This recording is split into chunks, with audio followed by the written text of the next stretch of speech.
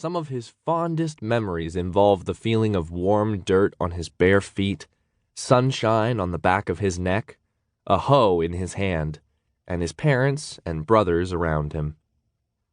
But it didn't do to think about his parents and brothers anymore. When he'd accepted his fake identity, he'd had to leave them and the farm behind. And even when he'd been with them, he'd had to live like a shadow or a ghost, something no one else outside the family knew about. Once, when his middle brother, Mark, was in first grade, he'd accidentally slipped and mentioned Luke's name at school.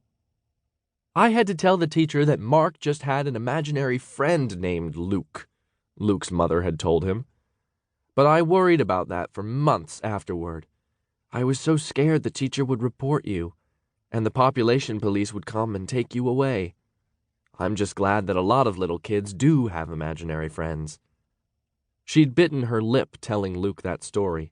Luke could still see the strained expression on her face.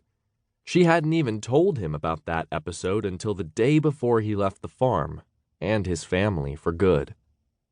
By then, she'd meant the story as assurance, he knew. Assurance that he was doing the right thing by leaving.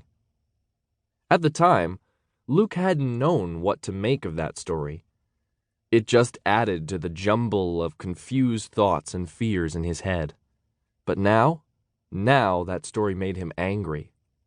It wasn't fair that he'd had to be invisible. It wasn't fair that his brother couldn't talk about him. It wasn't fair that the government had made him illegal simply because he was a third child, and the government thought families should have no more than 2. Luke stepped out into the sunshine, feeling strangely happy to be so angry. It felt good to be so sure about what he thought, so totally convinced that he was right and the government was wrong. And if Mr. Hendricks really did have a plan for Luke, it'd be good to hang on to this righteous anger. The 2 boys climbed down an imposing number of marble steps. Luke noticed that Trey glanced back longingly at the school more than once. Not Luke. Hendricks had no windows to accommodate the fears of kids like Trey, and Luke always felt slightly caged any time he was inside. They walked down the lane to a house half hidden in bushes. Mr. Hendricks was waiting for them at the door. "Come on in," he said heartily to Luke. "Trey, you can go on back to school and see about learning something for once." That was a joke. Trey had done nothing but read while he'd been in hiding, so he knew as much about some subjects as the teachers did. Luke opened the door, and Mr. Hendricks rolled back in his wheelchair to give Luke room to pass. When he'd first met Mr. Hendricks, Luke had been awkward around him, particularly because of the wheelchair. But now, Luke practically forgot that Mr. Hendricks's lower legs were missing. Going into the living room, Luke automatically stepped out of the way of Mr. Hendricks's wheels.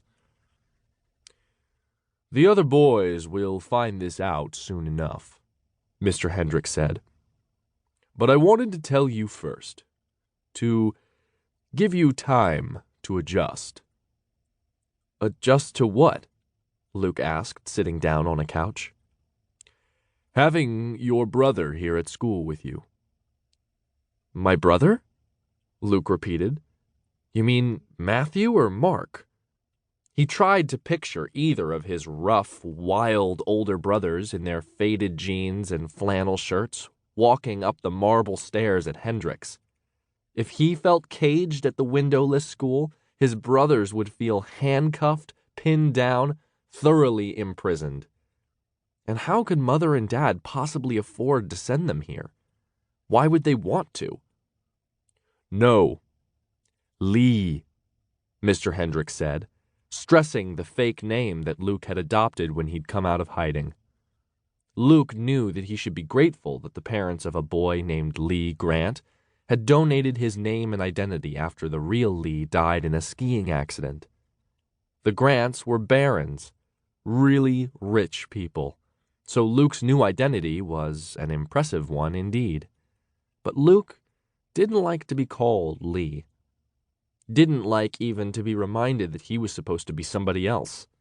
Mr. Hendricks was peering straight at Luke, waiting for